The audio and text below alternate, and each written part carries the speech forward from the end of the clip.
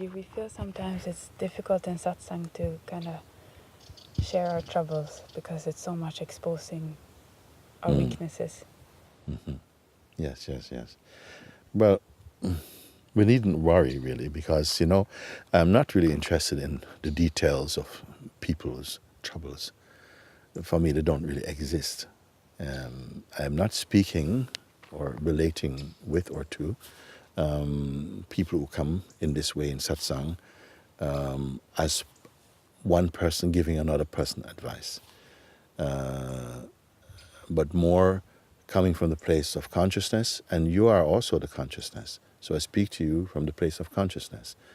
The consciousness then is able to look at the person more and see its phenomenality than if I address you as a person and as myself as a person speaking to a person. It is in a sense, reinforcing an identity which I know is not true.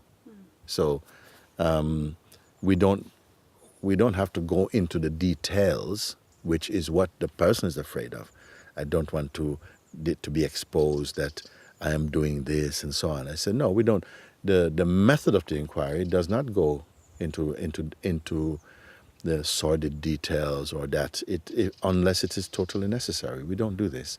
But more to look from the place of the consciousness that you are, and instantly you're looking from that place, the person and its problems become a much softer, a more distant thing, you see.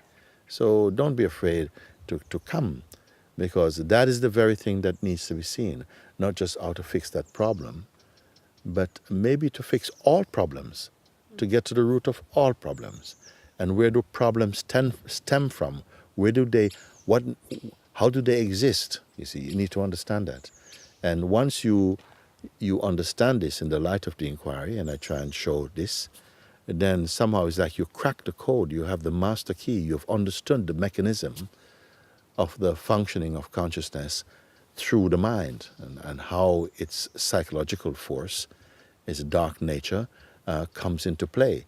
It only comes into play for the person, you see. It is the person that is experiencing all these waves and all these conflicts and so on. It is not directly the consciousness, It is the conscious. It's through the consciousness, but it is particularly targeted to that mode of consciousness, which it has adopted, the mode of personhood. Once consciousness shapes itself into the shape of a person, troubles begin there, aspiration begin there, desire, attachments, fears, projections, resistances, selfishness, all of that, you see, is coming out of the compass of personhood. And it is not, it is a state, of course, that consciousness intended to experience, because in actuality it cannot do it, because it is pure and one. In order to experience the sense of otherness, it had to create a mechanism to do that. And that is called dreaming. In the broad sense, like in the Hindus themselves, they discovered, they call it Maya, which is the play of God. It is the dream of God. And it's not exclusively, maybe the words are Sanskrit, but the meaning is universal. It is the dance of creation, the play of God. It is not the ultimate, it's not the truth. It is a creation through the mind. It is created out of the mind of God, you see. And then subsequently, we are creating also. We ourselves, in our body-mind drama and belief, are ourselves created creatures, but not of our source, because our source is consciousness. But when we are not aware of our own source, then we come into time and become creatures of time and change. And this is very important, that this is understood deep inside the heart, that we know this, that, actually, factually, we are the consciousness.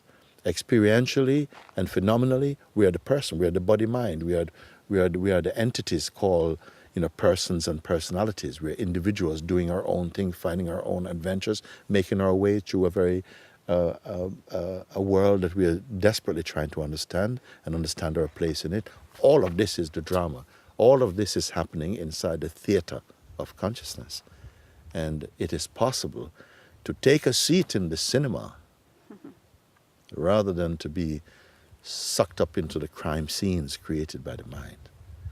That is the relationship, if you want to say, the very functioning, active, good relationship that you form through satsang.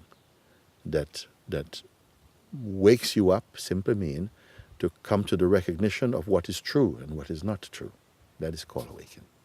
So wake up, and all the best blessing for that. If there is the urge arising in you to go beyond the shallow field, the narrow field, the restrictive field of personal identity, then come to satsang, and satsang will be for you. God bless you. Hallelujah. Amen.